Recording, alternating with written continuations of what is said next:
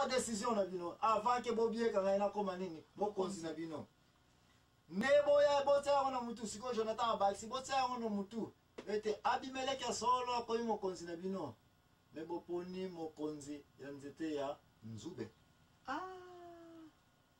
Olani mama ani mama ani mpona okata na mokuse babile batali ya biyolo ngo kuna wakamnona tokukipe yango te biso toyebaka mutu akomi mokonzi nani Abimeleki.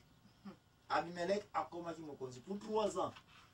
Donc bakomisa ke kaki mokonzi. Azu yango bandimi nzube, bandimi kozala se nzube. Israel yose na se ya ata baboyi me mutu kutina ve. Parce que héritage est commis awa. Siko mwana ngo pasa na mayele te pona ni akina ko botra ngo tazo fallait ye ezaki prévier ça obligatoire. Nani?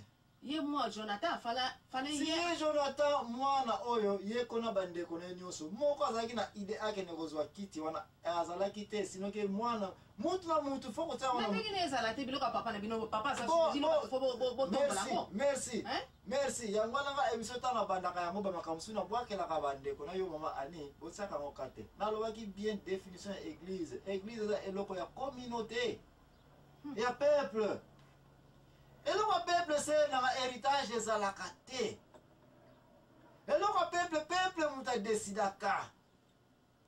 Okoyo ko sala église na yo me yote mutoza na muto décision na église wana yote c'est le peuple c'est l'église na Nzambe. Donc wana ezalaki héritage te. Eza héritage te parce que oyo etoza ko lobela awa Gédéon aboya ki azala nani mokonzi keba ya mwana avamo na repos na deuxième partie na pesa kibino ba question ya mwana ba question na pesa kibinoko na sala kibinoko attrape pe pour yeba soki boko matana kilo mpe ekoka pour ya comprendre que les 4 questions na poser kibino est-ce que pour les journal Gideon aboya iko ndima kiti ya nini ya mokonzi ka diriger Israël c'est parce que makamoto comme na osiko pona ko prouver ka keba Gédéon soka ndimaka koza nani mokonzi ya Israel nyonso nali wana ya Israel nyonso yake pe décider nani ngo akoremplacer na kiti ya nini ya kimokonzi en tant que roi ya Israel kasi lokola Gédéon aboya yiko ndima kiti ya nini ya mokonzi en tant que roi automatiquement agadaki kiti na en tant que chef spirituel papa ya molimo na Israel. Et ya mwana nataka yako kufa kiti ya spiritualité ba pesa ya mwana te ba pesa wana noko te ba pesa wana mutu moko te me ba pesa wana mutu oyo amonani ete kilo na ya molimo esa nini ekoka mutu wako kile pako za la membre ya famille wana pe kutu te maka molimo ya molimo. Imagine toi tant to continue ko yako Samuel na Eli. Samuel azaki mwana Eli te mais Samuel ayeko zwa nini kiti en tant que juge pour continuer à diriger nini Israël qui quitte la spiritualité ko confondre mona qui directeur à compagnie qui quitte la spiritualité ko comparer en open nani te na héritage moko ezalaka te na kiti kimpeve.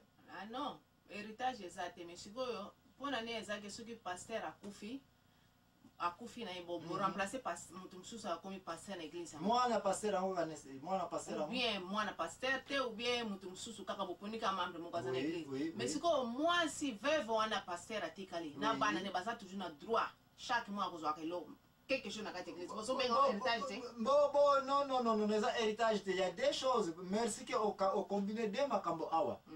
Pasteur akufi première réponse na zako kanisa ko pesa ki mwana a remplacer wana mais merci Jésus qui olobi ou bien ko mwana ye ou bien pe mwana na yete wana to yokane ya solo pasteur ayo kufa na église prophète ayo kufa soki prophète amaza ko la église na yebi na ngate soki ayo kufa mwana ayo ko remplacer ou bien mutu supa ayo ko remplacer choix wana nani a décider yango Lingomba est décidé yango Lingomba na raison ba décider que mwana par exemple a remplacer kiti wana no ba moni akoka na molimo wamoni akoka na molimo kilo ekoka bon soki kilo na molimo ekoka mwana wana problème moko ezate mais sikoyo soki kilo ekoka te nani wa ko remplacer baponi kaka mutu azake bakoki bamonike wafwana azali na libota wana pe kutu te oui azana libota wana toyokani bien sikoyo toya na place ya mibale section wana toyoka discussion eza te toya siko na deuxième section atikaki mwasi na ye na bana et puis olobi ete sikoyo église ife bana kozwa soin ya mwasi oyo na bana oyo n'est-ce pas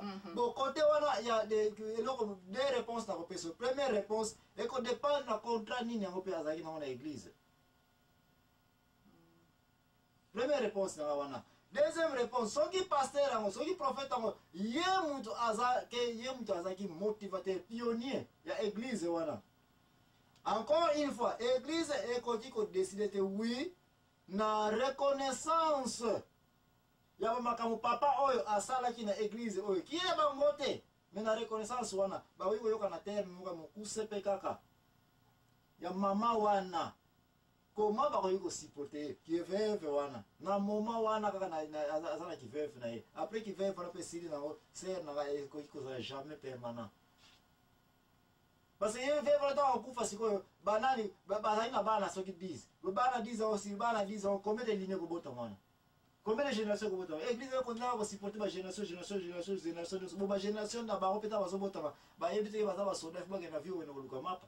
Mais ce qu'on a selon on a betre les gars qui na village na biso ba génération donc et continue kaka ba bon kasi ya mwana siko to nyonso ba wela o mususu awele kinga ndio mususu o kebino boko kota na hôpital ngam na san charge o mususu lo ba ye bakamata de école mususu lo bio kengai 10 nani école o ngam na san charge mwana numéro 2 a charge ni biloko nde mwana ezali kosalema na deux possibilités. Première possibilité église yango base nango bibliquement baza na connaissance biblique te donc bazaka no sambela pona mutu nzambe te parce que soki ezalaki église na bino wana kibokolo wana makambo eyelaki bino wana soki bazalaka ete baza kofongola mokanda oyo ya la vérité qui est biblia awa précisément na mokanda oyo ya Juge chapitre 8 na 9 balingai bacomprendre ete Gédéon azali papa molimo mpasi asambelaki nzambe ye na nzambe na ye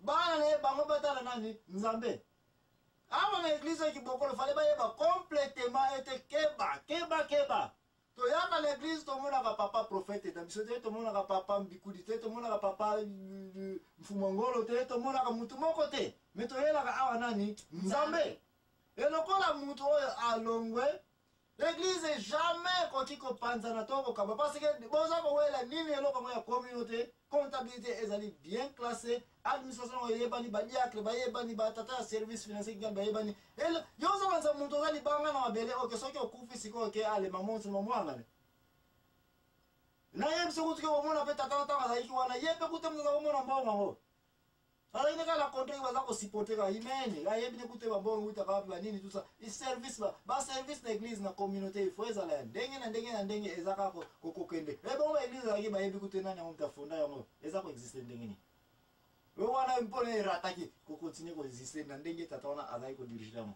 Donc église eza compagnie soki totali mpe église eza compagnie publique communauté toyokani